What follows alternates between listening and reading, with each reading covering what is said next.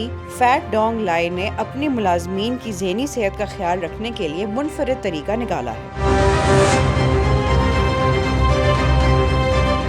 गैर मुल्की मीडिया के मुताबिक कंपनी ने किसी भी वजह से उदासी का शिकार मुलाजमीन के लिए सैड लीव मुतारिफ करवाई है। बताया जा रहा है कि मुलाजिम सालाना 10 सैड लीव ले सकते हैं, जिसके लिए इसे इंतजामिया की इजाज़त की भी ज़रूरत नहीं है। मीडिया रिपोर्ट्स के मुताबिक ये एक सुपरमार्केट कंपनी है जो अपने कस्टमर कैरियर सर्विस की जानिब से भी काफ़ी मशहूर है, क्योंकि ये अपने कस्टमर्स के ब्लड प्रेशर को चेक करने के साथ साथ मार्केट में आए कस्टमर्स के पालतू जानवर का ख्याल भी रखते हैं। उसके अलावा ये कंपनी कस्टमर्स की जानिब से अपने मुलाजमीन के साथ बदतमीजी या फिर बुरा रवैया इख्तियार करने पर उन्हें 5000 युआन का मुआवजा अजाले की सूरत में देती है।